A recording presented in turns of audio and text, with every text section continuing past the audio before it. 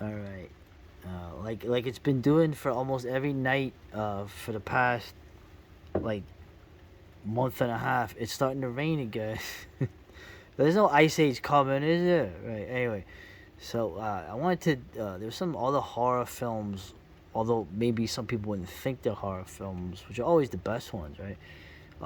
Wanted to talk about, particularly Hold the Dark, which I haven't seen, White Buffalo, which I saw part of, and of course the amazing Bone Tomahawk, and a movie I always liked, Exit Humanity. Just has some ideas of these films that were basically, I guess you'd say, in the West. So I'll let Um, you go. the uh, Great White Buffalo. There was a Ted Nugent song, Oh okay, yeah, that that's was right. done about the same time as this movie, a little bit earlier, I think. Charles Bronson plays Wild Bill Hickok. There's a Native American actor that plays Crazy Horse, and they team up to kill this great white buffalo that has damaged Crazy Horse's tribe, and at the same time is terrorizing Wild Bill Hickok in his dreams. Mm.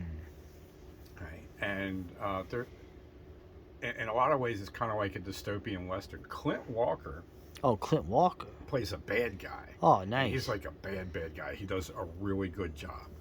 Uh, there's uh, there's some practical aspects of the West End there. For instance, they couldn't bury the dead in the wintertime because the ground was frozen and so on. I would there's uh, some portions of it where the noise level might not appeal to certain people.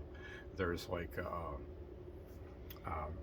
there this great white buffalo actually causes like avalanches and Ah, stuff like that. Okay, so so it's like Moby Dick in the West. yeah, Right. yeah. Yeah. It's probably the best way to put it would be it's like Moby Dick, set on land. Hold the Dark. I talked to Nick Mason from Myth of the 20th Century about this one time. We both wrote reviews of the movie. He told me it was based on a novel in which the lead character, who was a wolf expert, was not an African American. Oh, He is an African American in the movie, Jeffrey and Wright. He's a good in actor though. in like the second scene, he has sex with a blonde woman. Okay, Karen. okay, Uh, and I think that was done as a checklist thing to get the censors looking away, right. because the rest of the movie is basically just goes according to the neck back to the novel. It's a revolt against modernity. Oh, we like Okay, that. there was a 5 minute long cop killing scene in this. Okay, Oh it's no. basically like an alliance of Skarsgård is the actor. Okay, I think the same guy that plays in The Northman. that Yeah, we movie. need to He see. he comes back from Iraq where he's hosing people down because his son has been reported missing, and the authorities suspect his wife, and he takes his wife's side, and it's basically a Nordic Native American polar revolt against modernity. That's Okay, right. and it's from the point of view of the bemused creature of modernity. Okay, and it comes off as very weirdly horrific, and a lot of people have problems with certain parts of it. So Yeah, those are both recommended horrific uh, viewings. If you're a misanthrope, or if you're somebody that doesn't like the modern feel good setting where there's always a happy ending that includes a hyperallergenic bouquet on the dining room table and Uh, a boomer cut long out you front. talking about me? Okay, then I think Yeah, I think you'll like it. Okay. and also there's two other films we were talking about. One, a big fan of. I'm a big fan of Exit Humanity. Probably one of the most underrated, in my opinion, best horror films that came out in the last 20 years. The zombie apocalypse occurring right after the Civil War ends, and we watched that together. The Toxic Treehouse, back in Baltimore in the good old days. That was a very good movie. it was a horror movie that had aspects of honor culture in it. Yes. It was in the forest. It was very thematic as far as American horror goes, and the fact that a zombie apocalypse occurs at the death of the first America, right at the birth of the second Right. America. Uh, I don't I don't know if that was meant as a metaphor by whoever made this movie, but it really worked well for me. And to me, the best aspect of it was that with a small budget movie, Oh, the small cast can work very good with horror because you don't have a lot of characters to lose. right. And loneliness is one of the greatest tools of the writer when they're instilling a sense of loneliness and empathy with a character in the mind of the reader. So again, that horror works good on a low budget setting when you have a small cast. For that reason, I think. Yeah, Exit Humanity. I always recommend that film. It's a Canadian made film. It was shot in Canada, just like The Witch was shot in Canada, apparently. And the Civil War aspect of it is a big thing to me because the it's from the Confederate view, pretty much, because it's in the South, right? The Northerners all went home to deal with their zombie apocalypses up in the cities, and it was just yeah, and the way the characters acted, they acted like people from that time, just like Robert Eggers, who does the Northman, has and the Witch. He wants to make films from the perspective of people from that time, not from the perspective of the modern soy person writing it. The other film that I had forgotten about, which I don't know how I did, the horror film Out West, one of the best movies in the last couple years, Bone Tomahawk, with Kurt Russell, man, and Cool title. bro, Bone Tomahawk was the shit, dude. Anyway, The one thing about Exit Humanity is that I wondered about is Ambrose Bierce wrote oh horror stories yeah, yeah, set in the Civil War, and he did some of it from the perspective of Confederate uh, yeah. uh, participants in the conflict. And he was a Union soldier. I wonder if whoever wrote Exit Humanity actually had Bierce in mind. Yeah.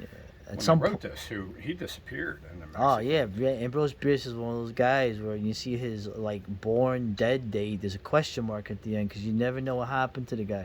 I'm gonna go over Ambrose Bierce in the Halloween season. I always meant to because the guy is really an amazing writer who saw real horror. He was at Shiloh and a bunch of other battles. And he was kind of the bridge between like Poe and Lovecraft from that turn of the century stuff I like all the time. But all right, and but just getting back to Bone Tomahawk, I remember when we saw that, I couldn't believe this film, this Bone Tomahawk movie. So this supposes there's there are various Native American legends of large,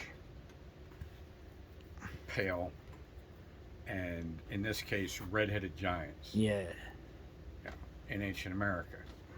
I even had a reader of mine sent me evidence that these were one of his people's lost 12 tribes or 11 tribes. oh Or yeah, whatever. that old, yeah. And I read a few books on that subject when I was in Trinity High School at their school library, books that were written in the 1800s. The uh, uh,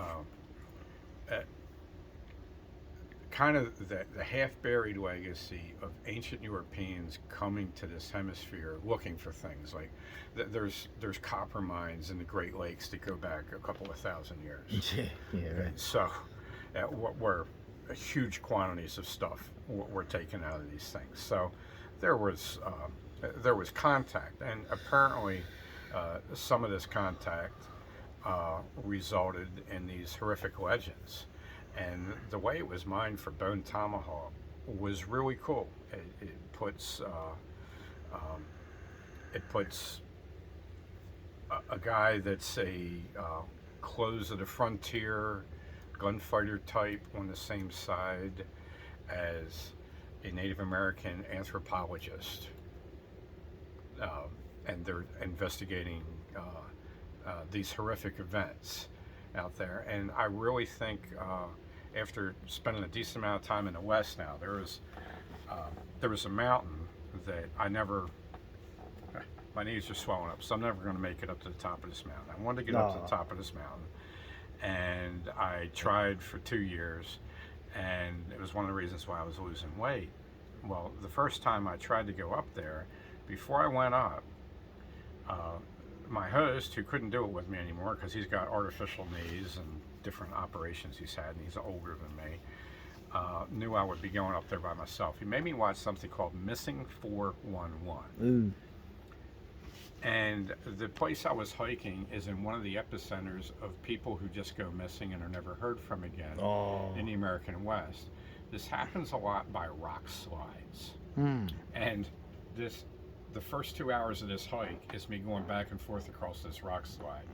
And he kept telling me, he said, do not go down the back side of the mountain because you'll lose cell service. Something happens, you're gone. Okay? So you got to stay on the face and the crest of the mountain. But I watched 4 episodes of this, and I talked to him. He's a man that was a hunting guide for a couple of decades out there, and he grew up in this area. The rock slide is a barrier for humans. Young athletic guys can hike up a rock slide, but it's nothing that a mountain man would have done because it's too high risk to a broken leg or broken ankle, which is death. Okay? So the way normal people get along rock sides is park rangers level out little sidewalks by flipping these boulders around and everything and making a little sidewalk, and you zigzag back and forth across it. But something like a cat or an ape, okay, a 200-pound house cat, a cougar, could be up that thing in just seconds.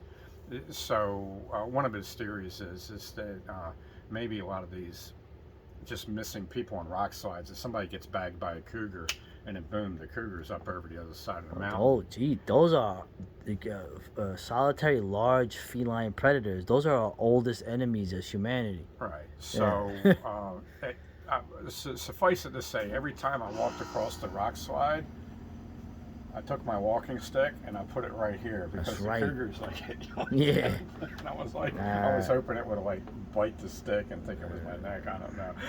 But anyway, it's never got attacked by a cougar, at least not in the Rockies. It's only happened on the East Coast to me. But the Bone Tomahawk movie was really well done.